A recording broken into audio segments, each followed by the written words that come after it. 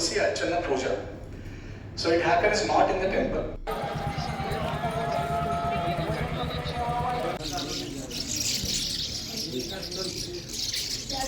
ನಮಸ್ಕಾರ ಸ್ನೇಹಿತರೆ, ಪ್ರಪಂಚಕ್ಕೆ ಸ್ವಾಗತ. ನಾವು ಹೋದ ಸರಿ ಅಹೋಬಿಲಮ್ಗೆ ಹೀಗೆ ಇಸ್ಕಾನ್ ಅವ್ರ ಜೊತೆನೇ ಇಸ್ಕಾನ್ ಪಿಲಿಗ್ರಿಮೇಜಿಂದ ಹೋಗಿದ್ವಿ. ನಮಗೆ ತುಂಬ ಅದು ಇಷ್ಟ ಆಗಿತ್ತು. ಅವರ ಆರ್ಗನೈಸ್ ಮಾಡೋದಾಗಲಿ, ಅವರ ಡಿಸಿಪ್ಲಿನ್, ಟೈಮ್ ಕರೆಕ್ಟಾಗಿ ಟೈಮ್ ಮೇಂಟೈನ್ ಮಾಡಿ ಅವ್ರು ಕರ್ಕೊಂಡು ಹೋಗೋದು, ಕೇರ್ ಮಾಡೋದು ಎಲ್ಲ ಇಷ್ಟ ಆಗಿಬಿಟ್ಟು ಸೆಕೆಂಡ್ ಟೈಮ್ ಮತ್ತೆ ನಾವು ಅವ್ರ ಜೊತೆನೇ ತುಳಜಾಪುರ, ಪಂಡ್ರಾಪುರ, ಕೊಲ್ಹಾಪುರ ಟ್ರಿಪ್ಪಿಗೇನೂ ಸಹ ಹೊರಟ್ವಿ. AC 2 ಟೈರ್ ಇದರಲ್ಲಿ ನಾವು ಹೋಗಿದ್ದು. ತುಂಬ ಚೆನ್ನಾಗಿತ್ತು ಜರ್ನಿ ಸಹ, ಏನೂ ತೊಂದರೆ ಆಗಲಿಲ್ಲ. ಟ್ರೈನಲ್ಲಿ ತುಂಬಾ ಆರಾಮಾಗಿ ನಾವು ಹೊರಟ್ವಿ. ಸೊ ಫಸ್ಟ್ ಇಲ್ಲಿಂದ ಹಿಂದಿನ ದಿನ ಮಧ್ಯಾಹ್ನ ಅಂದರೆ ಫ್ರೈಡೇ ಮಧ್ಯಾಹ್ನ ಇಲ್ಲಿಂದ ನಾವು ಹೊರಟ್ವಿ. ಅಲ್ಲೂ ಸಹ ಟ್ರೈನಲ್ಲೂ ಎಲ್ಲ ಫೆಸಿಲಿಟೀಸ್ ಎಲ್ಲ ತುಂಬ ಚೆನ್ನಾಗಿತ್ತು. ಅವರೇ ಎಲ್ಲ ಚೆನ್ನಾಗಿತ್ತು. ಫುಡ್ಡು ಸಹ ಎಲ್ಲ ಇಸ್ಕಾನಿಂದನೇ ಅರೇಂಜ್ ಮಾಡಿದರು. ನಾವು ಮಾರನೇ ದಿನ ಬೆಳಿಗ್ಗೆ ಸ್ಯಾಟರ್ಡೆ ಬೆಳಿಗ್ಗೆ ಇಲ್ಲಿ ಇಳಿದ್ವಿ.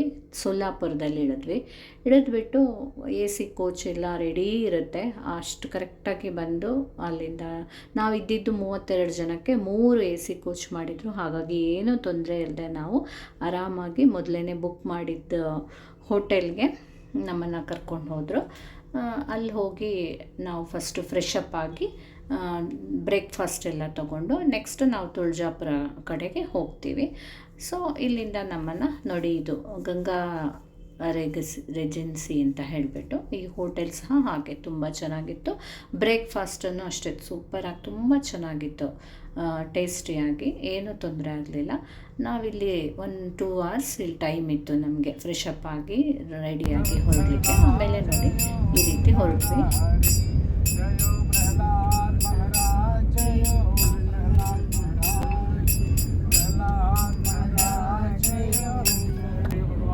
ದಾರಿಯಲ್ಲಿ ದಿನಾಚರಣೆಗಳನ್ನೆಲ್ಲ ಮಾಡಿಕೊಂಡು ಬರೋರೆಲ್ಲ ಹಾಡು ಹೇಳ್ಕೊಂಡು ದೇವರ ಲಲಿತಾ ಸಹಸ್ರನಾಮ ಆಗಲಿ, ವಿಷ್ಣು ಸಹಸ್ರನಾಮ ಆಗಲಿ, ದೇವಿ ಮೇಲೆ ಬರೋ ಹಾಡನ್ನೆಲ್ಲ ಹೇಳ್ಕೊಂಡು ಬಂದ್ವಿ. ಫಸ್ಟ್ ನಾವು ತುಳಜಾಪುರದಲ್ಲಿ ಇಳಿದಾಗ ಇದು ಶಿವಾಜಿ ಮಹಾರಾಜರ ಆರಾಧ್ಯ ದೈವ ಅಂತೆ. ಅವರಿಲ್ಲೇ ಯಾವಾಗಲೂ ಪೂಜೆ ಮಾಡ್ತಾ ಇದ್ದಿತ್ತು.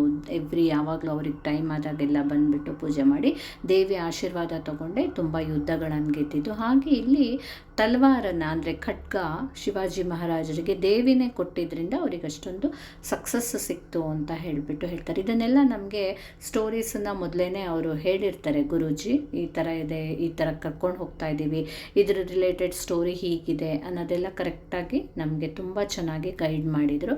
ನೋಡಿ, ಇದು ಶಿವಾಜಿ ಮಹಾರಾಜರ ವಿಗ್ರಹ. ಇಲ್ಲಿ ಫಸ್ಟ್ ಸ್ಟಾರ್ಟಿಂಗ್ ಇರೋದೇನೆ ಅದಾದಮೇಲೆ ನಾವು ಶಹಾಜಿ ಮಹಾದ್ವಾರ್ ಅಂತ, ಇಲ್ಲಿಂದ ಒಳಗಡೆ ಹೋದರೆ ತುಳಜಾ ಭವಾನಿ ಟೆಂಪಲ್ ಬರುತ್ತೆ.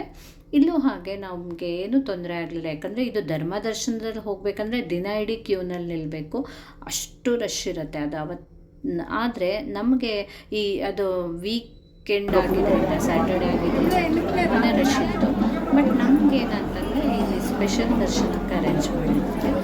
ಹಾಗಾಗಿ ಸ್ವಲ್ಪ ಓಕೆ. ಅದು ಸಹ ಅವತ್ತಿನ ದಿನ ಸ್ಪೆಷಲ್ ದರ್ಶನ ಆದ್ರೂ ಸುಮಾರು ಕ್ಯೂನಲ್ಲಿ ನಿಂತ್ಕೊಂಡು ಹೋಗಬೇಕಾಯ್ತು. ಬಟ್ ಏನು ತೊಂದರೆ ಆಗಲಿಲ್ಲ, ತುಂಬ ಏನಲ್ಲ. ಏನು ಹಬ್ಬ ಅಂದರೆ 1 hour ಎಲ್ಲ 45 minutes ನಿಂತಿದ್ವೇನೋ ಅಷ್ಟೇ. ಅದೇ ನಾವು ಧರ್ಮ ದರ್ಶನದಲ್ಲಿ ಹೋದರೆ ಒಂದು ದಿನ ಇಡೀ ಆಗುತ್ತೆ ಅನ್ನೋಷ್ಟು ಜನ ಇರ್ತಾರೆ. ಸೊ ನೋಡಿ, ಒಳಗಡೆ ದೇವಿ ವಿಗ್ರಹ ಅಂತೂ ಅಷ್ಟು ಚೆನ್ನಾಗಿದೆ. ಹೀಗೆ ಇಲ್ಲಿ ಬಂದುಬಿಟ್ಟು ನಾವು ಪೂಜೆ ನೋಡ್ಕೊಂಡು ದೇವಿ ದರ್ಶನ ಮಾಡ್ಕೊಂಡು, ಇದು ಸಹ ಒಂದು ಶಕ್ತಿಪೀಠನೇ. ಇಲ್ಲಿ ಕಥೆಗಳ ಪ್ರಕಾರ ದೇವಿಯ ರೈಟ್ ಆರ್ಮ್ ಬಿದ್ದಿದೆ ಅಂತೆ ಈ ಜಾಗದಲ್ಲಿ.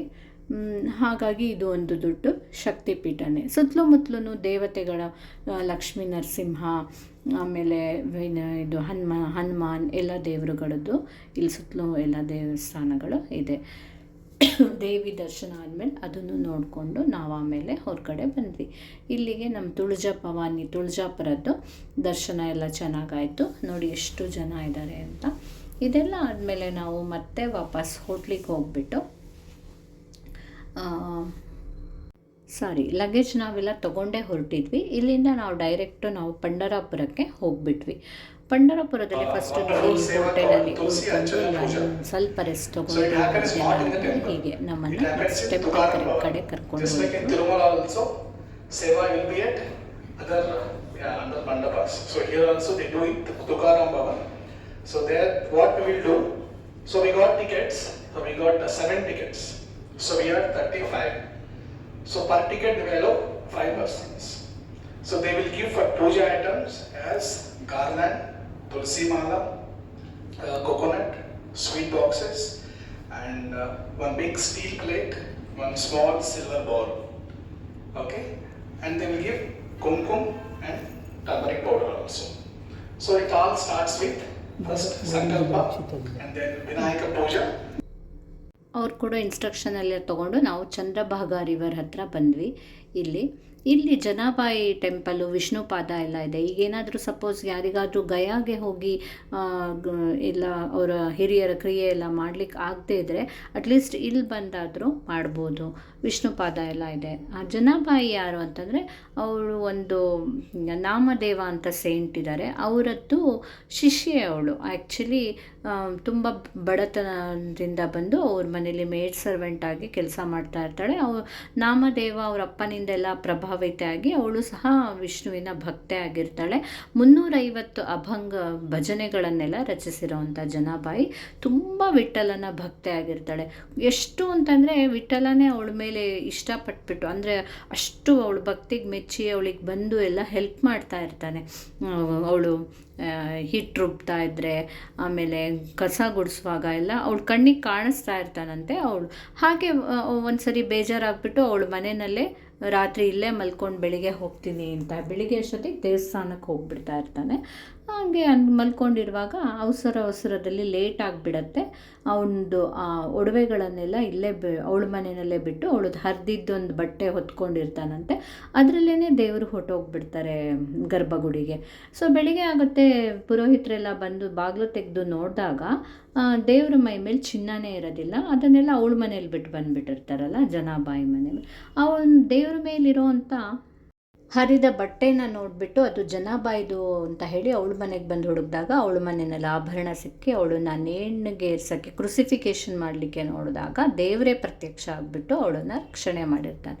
ಅಷ್ಟೊಂದು ದೇವರಿಗೆ ಅವಳ ಮೇಲೆ ಇಷ್ಟ, ಪ್ರೀತಿ. ಅಂದರೆ ದೇವರು ಭಕ್ತರಿಗೆ ಎಷ್ಟು ಒಲಿತಾರೆ, ಪ್ಯೂರ್ ಭಕ್ತಿ ಇದ್ದರೆ ಅನ್ನೋದು ಇದರಿಂದ ಗೊತ್ತಾಗುತ್ತೆ. ನೋಡಿ ಅಲ್ಲಿ ಹೊರಗಡೆ ಎಲ್ಲ ಅದು ಏನು ಹಕ್ಕಿ ಅಂತ ಗೊತ್ತಿಲ್ಲ, ಗೂಡೆಲ್ಲ ಕಟ್ಟಿತ್ತು. ಇಲ್ಲಿ ವಿಷ್ಣು ಪಾದ ಇದೆ ನೋಡಿ, ಎಲ್ಲರೂ ತಲೆ ಬಗ್ಗಿಸಿ ನಮಸ್ಕಾರ ಮಾಡಬೇಕು. ಹಾಗೆ ಅಲ್ಲಿಂದ ಮುಂದಕ್ಕೆ ನಾವು ಇಲ್ಲಿ ಪುಂಡಲೀಕ ದೇವರ ಟೆಂಪಲ್ಲು ಮೇನ್, ಆಮೇಲೆ ಪಾಂಡುರಂಗ ವಿಠಲ ಟೆಂಪಲಿಗೆ ಬಂದ್ವಿ. ಫಸ್ಟ್ ಪುಂಡಲೀಕ ಅಂದರೆ ಫಸ್ಟ್ ಇದೇನಂದರೆ ದೇವರು ಇಲ್ಲಿ ಇಟ್ಟಿಗೆ ಮೇಲೆ ನಿಂತಿರೋ ಥರ ಇರೋದು, ಅದಕ್ಕೆ ಈ ಪುಂಡಲೀಕ ಇದೆ. ಏನಂತಂದರೆ ಅವನು ತಂದೆ ತಾಯಿಗಳಿಗೆ ಮೊದಲು ತುಂಬ ಕೆಟ್ಟವನಾಗಿರ್ತಾನೆ. ಆಮೇಲೆ ಒಂದು ಸರಿ ಎಲ್ಲೋ ಕಾಶಿ ಯಾತ್ರೆಗೆ ಹೋಗುವಾಗ ಒಂದು ಋಷಿಮುನಿಯ ಆಶ್ರಮದಲ್ಲಿ ಇದ್ದಾಗ ನೋಡಿ ಇಲ್ಲಿ ದೇವರು ಇಟ್ಟಿಗೆ ಮೇಲೆ ನಿಂತಿರೋ ಹಾಗೆ ಇದೆ. ಒಳಗಡೆನೂ ಸಹ ಮೇನ್ ವಿಗ್ರಹನೂ ಹಾಗೆ ಇದೆ. ಅದೇ ಅವನ ಪುಂಡಲೀಕಂಗೆ ಒಂದು ಋಷಿಮುನಿ ಆಶ್ರಮದಲ್ಲಿ ಆಶ್ರಯ ತಗೊಂಡಾಗ 3 ಹೆಂಗಸರು ಕೊಳೆ ಬಟ್ಟೆಯಲ್ಲಿ ಬರ್ತಾರಂತೆ. ಬಂದುಬಿಟ್ಟು ಆ ಋಷಿ ಸೇವೆ ಮಾಡಿಬಿಟ್ಟು ಹೋಗುವಾಗ ಅವರು ಪ್ಯೂರ್ ಆಗಿ ಹೋಗ್ತಾರಂತೆ.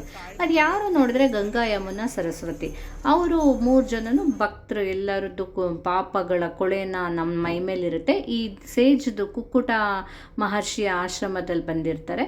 ಅವನದ್ದು ಸೇವೆ ಮಾಡಿದರೆ ನಾವು ಪ್ಯೂರ್ ಆಗ್ತೀವಿ ಅಂತ ಹೀಗೆಲ್ಲ ಹೇಳಿದಾಗ, ನೀನು ತುಂಬ ಪಾಪ ಮಾಡಿದ್ಯಾ, ಅಪ್ಪ ಅಮ್ಮಂಗೆಲ್ಲ ತುಂಬ ಕಾಟ ಕೊಟ್ಟಿದ್ಯಾ ಅಂತ ಹೇಳಿದಾಗ ಅವಾಗಿಂದ ಟರ್ನ್ ಆಗಿಬಿಟ್ಟು ತಂದೆ ತಾಯಿಗೆ ಚೆನ್ನಾಗಿ ಸೇವೆ ಮಾಡ್ತಾ ಇರ್ತಾನೆ. ಅವನ ಸೇವೆನ ಬಗ್ಗೆ ಎಲ್ಲ ಕೇಳಿ ದೇವರು ಪಾಂಡುರಂಗ ಅವನ ದರ್ಶನ ನೋಡೋಣ ಅಂತ ಬಂದಾಗ ಅವನೇನು ಮಾಡ್ತಾನಂತೆ ಅಂದರೆ ತಂದೆ ತಾಯಿಗಳ ಸೇವೆಯಲ್ಲಿ ಫುಲ್ ಡೀಪಾಗಿ ಕನೆಕ್ಟ್ ಆಗಿರ್ತಾನೆ. ಅದೇ ಟೈಮಲ್ಲಿ ದೇವರು ಬಂದಾಗ ಸ್ವಲ್ಪ ವೆಯ್ಟ್ ಮಾಡುವಂಥ ಒಂದು ಇಟ್ಟಿಗೆನ ಎಸಿತಾನಂತೆ. ದೇವರು ಅದ್ರ ಮೇಲೆ ನಿಂತಿರ್ತಾನಂತೆ. ಕೊನೆಗೆ ಅವನಿಗೆ ಎಲ್ಲ ಸೇವೆ ಮುಗಿಸಿ ಬಂದು ದೇವರನ್ನ ನೋಡಿ ಸಾರಿ ಕೇಳಿ ಇದ್ದಾಗ ದೇವ್ರು ಪರವಾಗಿಲ್ಲ ಬಿಡು ಅಂತನಂತೆ. ಅವಾಗ ನೀನು ಯಾವಾಗಲೂ ಇದೇ ರೀತಿ ನಿಂತ್ಕೊಂಡು ಇಲ್ಲಿ ಬಂದ ಭಕ್ತರನ್ನೆಲ್ಲ ಹರಿಸ್ಬೇಕು ಅಂತ ಒಂದು ಕೇಳ್ಕೊಂಡಿದ್ದಾನೆ. ಹಾಗಾಗಿ ಇಟ್ಟಿಗೆ ಮೇಲೆ ನಿಂತಿದ್ದಾನೆ. ಇದೆಲ್ಲ ಆದಮೇಲೆ ನಾವು ಟೆಂಪಲಲ್ಲಿ ಅದೇ ಹೇಳ್ತಾ ಇದ್ರಲ್ಲ ಗುರೂಜಿ ಆವಾಗಲೇ, ಹಾಗೆ ವಿಷ್ಣು ಸಹಸ್ರನಾಮ ತುಳಸಿ ಅರ್ಚನೆ ಎಲ್ಲ ಆಗಿ ದೇವ್ರ ಸ್ಥಾನದಿಂದ ಒಳಗಡೆ ಪೂಜೆ ಮುಗಿಸ್ಕೊಂಡು ಹೊರಗಡೆ ಬಂದ್ವಿ. ಅಷ್ಟೊತ್ತಿಗಾಗಲೇ ಫುಲ್ಲು ಕತ್ಲಾಗಿ ಹೋಗ್ಬಿಟ್ಟಿತ್ತು. ಅದಂತೂ ದರ್ಶನ ನೀವು ಇಮ್ಯಾಜಿನ್ ಮಾಡಲಿಕ್ಕೂ ಆಗಲ್ಲ. ಪಾಂಡುರಂಗ ರುಕ್ಮಿಣಿಯಲ್ಲಿ ಅವರು ಆ ಭಕ್ತರು ಜೋರಾಗಿ ಆ ಭಜನೆ ಮಾಡೋದೇನು ಯಪ್ಪ ಒಂಥರ ಮಿಸ್ಮರೈಸಿಂಗ್ ಆಗಿತ್ತು. ಅದೆಲ್ಲ ಆದಮೇಲೆ ನಾವು ಅಲ್ಲಿಂದ ಹೊರಗಡೆ ಬಂದ್ವಿ. ಸ್ವಲ್ಪ ಹೊತ್ತು ಇಲ್ಲೇನಾದರೂ ಬೇಕಾದರೆ ತಗೊಳ್ಳಿಕ್ಕೆ ಟೈಮ್ ಕೊಟ್ಟಿದ್ರು ಶಾಪಿಂಗಿಗೆ. ಅದನ್ನೆಲ್ಲ ಮುಗಿಸ್ಕೊಂಡು ನಾವು ಹೋಟೆಲ್ಗೆ ವಾಪಸ್ ಹೋಗಿ ರಾತ್ರಿ ಡಿನ್ನರ್ ತೊಗೊಂಡು ಅವತ್ತು ಬೇಗ ರೆಸ್ಟ್ ಮಾಡಿದ್ವಿ. ಬೆಳಿಗ್ಗೆ ಯಾಕಂದರೆ ಬೇಗ 5:30ಗೆ ಎದ್ದು ನಾವು ಕೊಲ್ಲಾಪುರದ ಕಡೆ ಹೋಗಬೇಕಾಗಿತ್ತು. ಸೊ ಅದಕ್ಕೆ ಇದು ನಮ್ಮದು ಫಸ್ಟ್ ಡೇ ತುಳಜಾಪುರ ಹಾಗೆ ಪಂಡ್ರಾಪುರ ತುಂಬಾ ಆರ್ಗನೈಸ್ಡಾಗಿ ತುಂಬ ಚೆನ್ನಾಗಿ ಆಯಿತು. ಸೊ ನಿಮಗೆ ಸಹ ಇಷ್ಟ ಆಗಿದರೆ ಲೈಕ್ ಮಾಡಿ, ಶೇರ್ ಮಾಡಿ, ಕಮೆಂಟ್ ಮಾಡಿ. Thank you.